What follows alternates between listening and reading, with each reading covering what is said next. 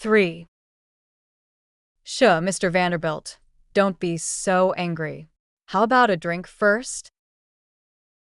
Carter knocked the goblet I poured for him onto the floor. Claire, don't forget what I told you before. I've never had any feelings for you. The only person I've loved from the beginning was Lily. This marriage was your own doing from the start. If it was the original owner, she would probably be heartbroken hearing this. I took a sip of the fine champagne. I'm not good at drinking, and the unique taste of alcohol irritates my entire mouth. But at such an important moment, I couldn't ruin my calm expression. After all, if I was pretending, I had to do it well. I placed my glass on the table and leaned slightly toward him. Mr. Vanderbilt, what good will a divorce do me? Carter was clearly furious, a vein throbbing in his forehead. 5 million.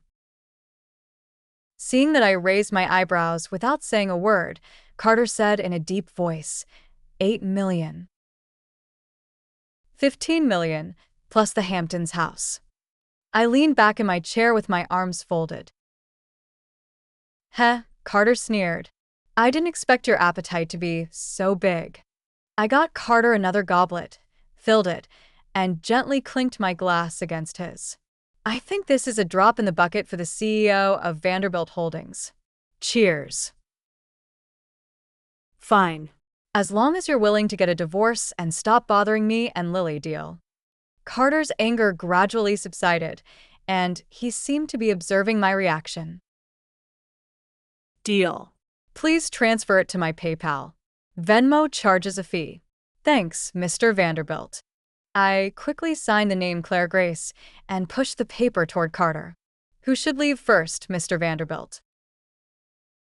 Carter suddenly moved, pressing down on my shoulder with his left hand, so hard it seemed he was pinning me to the back of the chair. Who are you? You are not Claire.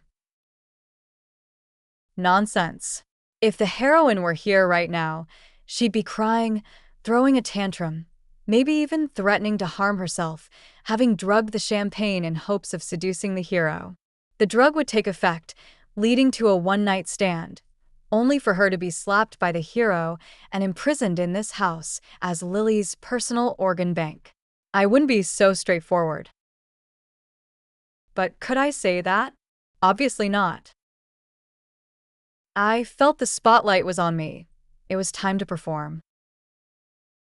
Isn't Lily Scarlett the one who loves pretending the most? I think I can do it too. Of course I'm Claire. I looked up into Carter's eyes. Acting wasn't the most important thing now. What was important was that my eyes couldn't be empty. They had to be firm, absolutely firm. Who else but Claire would be willing to sacrifice her dignity for you, shamelessly begging you to stay, begging you to look at me? Perhaps my determined gaze startled Mr. Vanderbilt. I felt the pressure on my shoulder lessen, and I took the opportunity to push him away. Who else but Claire would be willing to accept that you can only be happy with another woman and then give up, choosing to make you too happy, no matter how much I hate that woman? Carter stammered, and after a long moment he murmured, "Why do you hate Lily? She's so kind." Yes, she's so kind. I interrupted him. In your eyes, only Lily Scarlett is kind. In your eyes, only Lily Scarlett is right. The person I love loves her so much that I can never hold his gaze.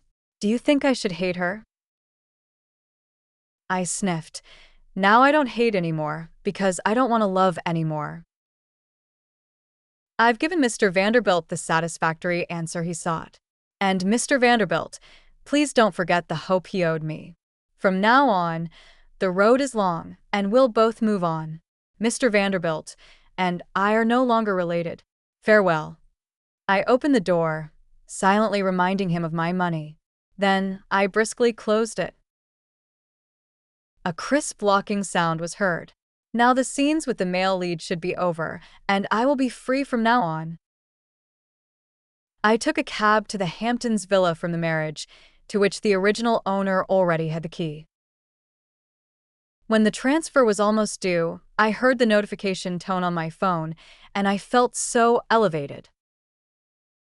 Free and easy without love.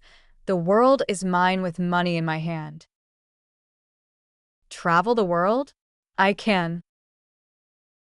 4. My first plan to travel the world was ruined before it even started. Having money makes you forgetful. I was so focused on the good life ahead that I forgot about male leads, female antagonists, and second male leads. The second male lead is usually handsome, gentle, and considerate, but there's no doubt he's devoted to the female lead. Most come from wealthy families. But he's the second male lead. The key point is the word second.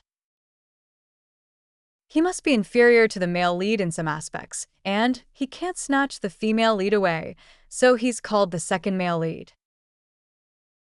So when I received a call from the so-called second male lead named Theodore Sinclair, I was confused again. To cut off all romantic entanglements and welcome my wonderful life of eating, drinking, and shopping, I went. So now we had this scene, sitting in a coffee shop, listening to the passionate confession from the man in front of me.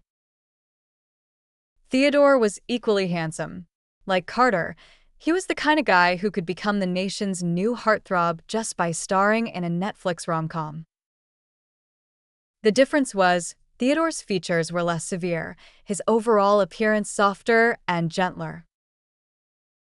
The afternoon sun shone through the cafe windows onto his profile, like a warm April breeze gently blowing across a cool stream, making people feel comfortable from the bottom of their hearts.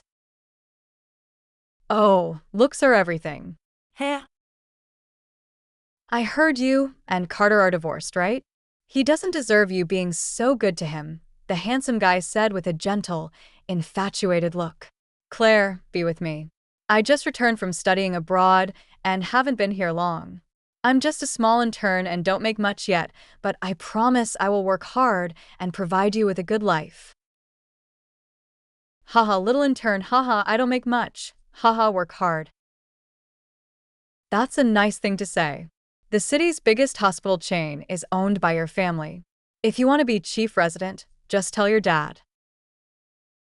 I don't know who is the CEO of the company that rivals the male leads later on, haha. I looked up into Theodore's eyes and nearly drowned in that ocean.